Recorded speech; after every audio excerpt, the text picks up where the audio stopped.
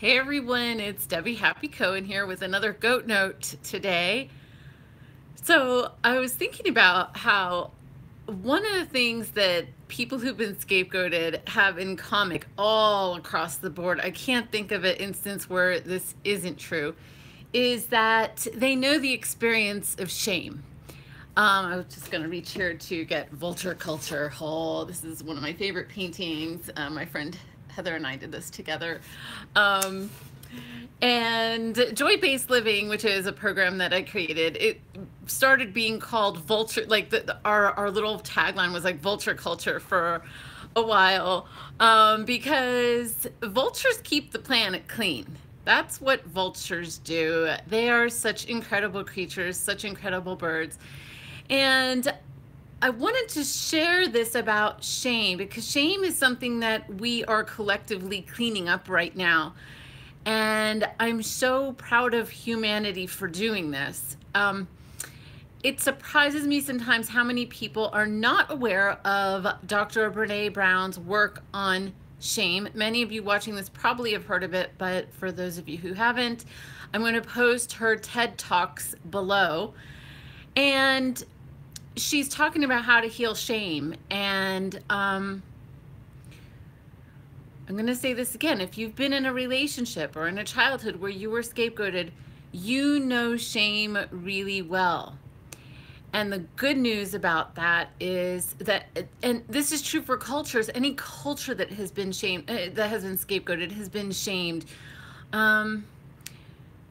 families and communities. And I'm excited about this because Brené Brown has brought it to the forefront and she's put it on the table. And I think her TED Talks have had like, I don't know, 30 or 40 million views or something crazy awesome like that.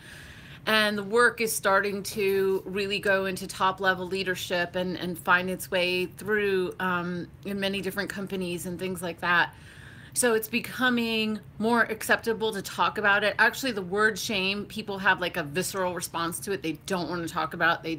And the more you don't want to talk about it, she says, the more you have it. So whether you believe that's true or not, I would like to highly recommend watching her videos. And, you know, I think it's interesting. Sometimes, often when I come to do one of these videos, I'm really excited about it. And I'm like, I find it really weird that I would be excited about talking about such dark topics.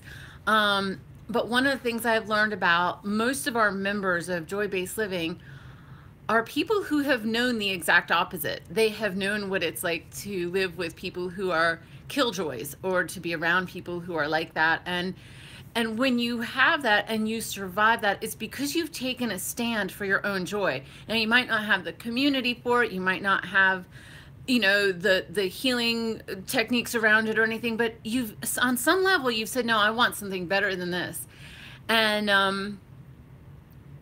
And so when I'm talking about vulture culture and people who I talk to have had the experience of being scapegoated, they get it in me. They're like, oh, I love that. I love the vulture. I love that. So it does excite me because we have a field where we can talk about it now and where we can heal it now on an individual and on a cultural level. So thank you for joining me in these leading edge conversations that I'm calling Goat Notes for people who've been scapegoated, and specifically people who were scapegoated in their childhood, because that has its own experience. And I'll say one thing about that one of the hardest things to heal when you were scapegoated, if you were scapegoated as a child, is that if you try to share it with other people, especially if there wasn't physical abuse involved in it or anything like that, or sexual abuse, then it's almost like it's hard to explain to people because it's hard to believe how much an experience like that can hurt. And I was just listening to a Kyle Cease video on the most dangerous thing on our planet, and I believe this to be true. The most dangerous thing on our planet is when we have relationships where we can't express what we actually feel. And I've believed for many, many years that emotions are like nuclear power, like the emotions that we have underneath us. And when we're in a relationship and we can't just speak what's so for us, not to blame, or just here's what's going on. If the person deflects it, or if they're like, they get mad that, well, you did blah, blah, blah, and it's not really heard, there's no place for it to diffuse. It's not that emotions are true, it's that emotions are there. And if you've been somebody who's scapegoated as a child and you had a really hard time having people believe you, that can create a lot of, stuffing, like a turkey stuffing. So I guess the totem for today will be turkey vultures. So I'll show you the painting one more time. It's one of my favorites, vulture culture. And so that's our goat note for today. Thank you for joining me, and I hope that this sheds some light on your journey, brings some hope, healing, and more beauty and love in your life.